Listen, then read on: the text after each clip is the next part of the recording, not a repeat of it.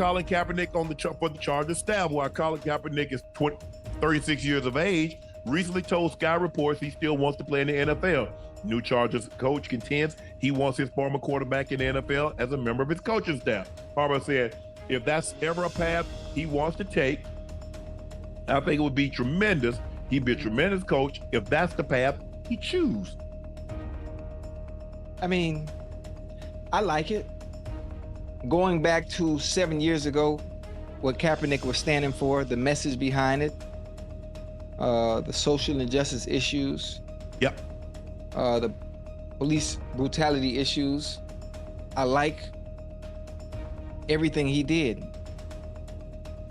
But what he has to understand, and wanting to come back to the NFL, wanting to play quarterback, he has to understand the difference in when you want to be an activist, along with activism comes sacrifice. Yes. Along with activism comes sacrifice. So what you did is you sacrificed your career, because there's 32 owners that, well, if that's what you want to do, you can do that. But what you won't be doing is doing it on our time when we're playing you to play a specific sport. Ocho, what's the likelihood you're able to sue someone and then still go able to work for that organization? Yeah, that's very difficult, especially after that you won that settlement, and to think that they would let you back.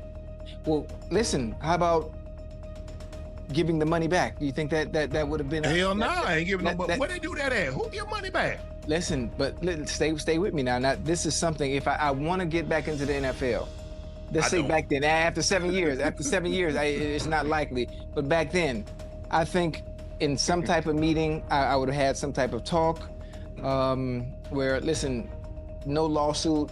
All I ask is you give me an opportunity to play the game that I love and I cherish, please. No. That money, I done invested it. I done bought some treasury bills. I ain't give it. I love every. Okay, Shannon, give the money back so you can do X. No, I'm gonna stay right here. I'm good. Yeah. I ain't give no money back. Hell no. You shut up. But I'm just understanding. Listen. I love what my dog was standing for, though. I love what he was standing for. But if you understand these owners, and you know what their bottom line is, and you know they will show the signs of painting the end zones or putting the stickers on the helmets. You know, that's optics. Optics, aesthetics. It really means nothing, and it went away fast. It went away fast, and it's back to the order of business. So again, you know, with activism, activism, I ain't getting no money back. Comes sacrifice, and the sacrifice was the career. Hey, man, look, I think everybody know how I felt about Colin Kaepernick. I was one of the few on television that we spoke about it. Yeah.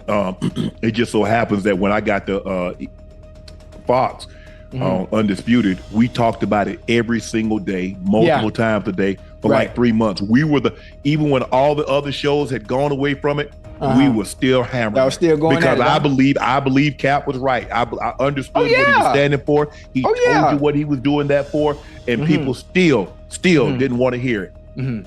Nah. Well, you know, don't talk about it. I don't. You know, I said, hold on.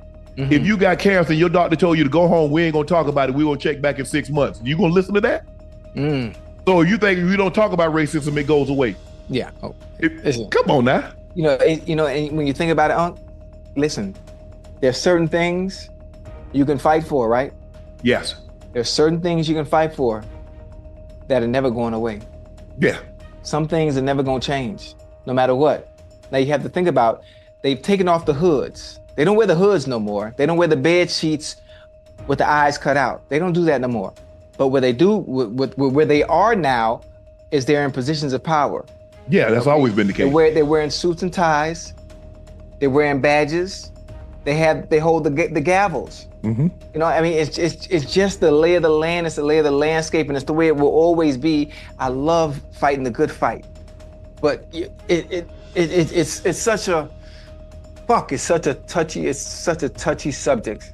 The fact that we've been fighting this long, and we still gonna keep fighting. And when you and I are gone, we still gonna be fighting the same fight Yeah. It just it's unfortunate, and it's crazy when you think about life and you think about how far we come, and you think we've come a long way. And the one thing about history is it repeats itself. If you look what's going around, or if you look back, and I don't really get into politics like that, but I pay attention. History repeats itself. And if you're paying attention when it comes to politics, if you're paying attention to some of the laws that are being changed right up under our nose, but they're using different tactics to distract us from what's going on. I mean, I see it, and I'm paying attention. Yeah. It's crazy. It's crazy. It's unfortunate. The NFL world is reeling from a bombshell revelation that has reignited one of the most divisive and controversial topics in modern sports. Jim Harbaugh, the new head coach of the Chargers, has reportedly reached out to none other than his former quarterback, Colin Kaepernick, with an offer to join his coaching staff. Yes, that Colin Kaepernick, the same man who has been blackballed from the NFL for over 7 years after his peaceful protest against racial injustice sent shockwaves through the league and beyond. This unprecedented move by Harbaugh has everyone asking, is this Kaepernick's gateway back into the NFL? And if it is, should he even take it? Kaepernick, who is now 36 years old, hasn't thrown a pass in an NFL game since 2016. But make no mistake, his absence from the field has nothing to do with his abilities as a quarterback. This is the man who, under Harbaugh's leadership, took the San Francisco 49ers to a Super Bowl. Yet, despite his immense talent, Kaepernick has been systematically excluded from the league ever since he made the courageous decision to kneel during the national anthem, a protest against police brutality and systemic racism. That simple, silent act became a lightning rod for national controversy, making Kaepernick both a hero and a villain, depending on who you ask. Now, Harbaugh, coach who knows firsthand what Kaepernick is capable of, has thrown down the gauntlet by extending this coaching offer. Harbaugh said, if that's ever a path he wants to take, I think it would be tremendous. He'd be a tremendous coach if that's the path he chooses.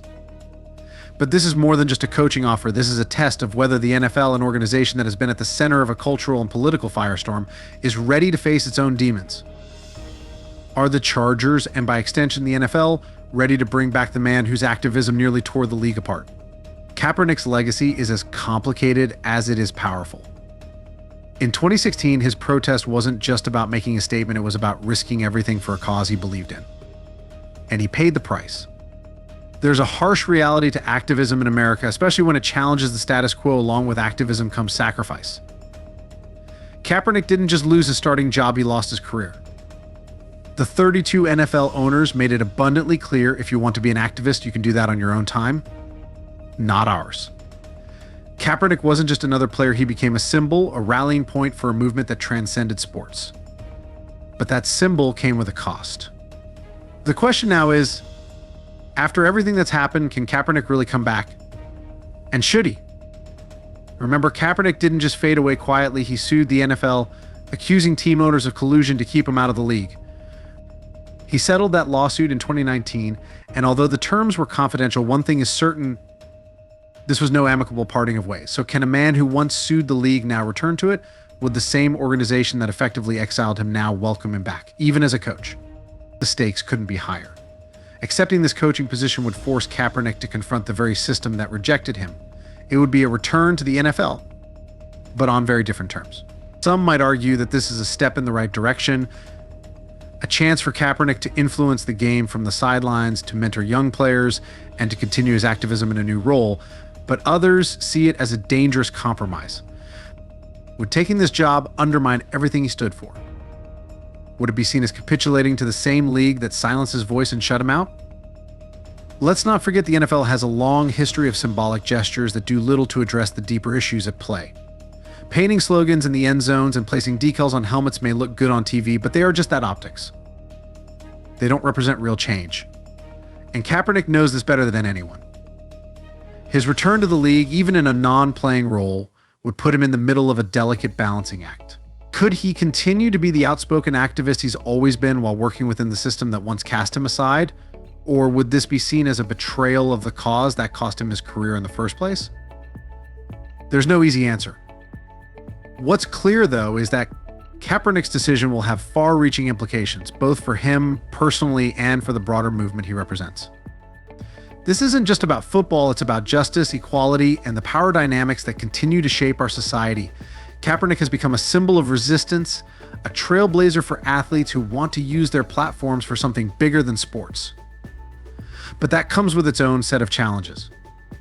Can he maintain that image, that influence, if he steps back into the NFL's world? The NFL has always been a reflection of the larger cultural battles being fought in America. Kaepernick's return, even in a coaching capacity, would force the league to reckon with the issues it has tried to sidestep for years. It would challenge the NFL to prove whether it's truly committed to the diversity and inclusion it so often preaches, or whether those words are just another set of empty promises. Ultimately, the decision rests with Kaepernick. He must weigh the potential benefits of this opportunity against the risks to his legacy. Can he walk the fine line between being a coach and an activist? Can he influence change from within the very system that tried to erase him? One thing is for sure, whatever he decides, the world will be watching closely.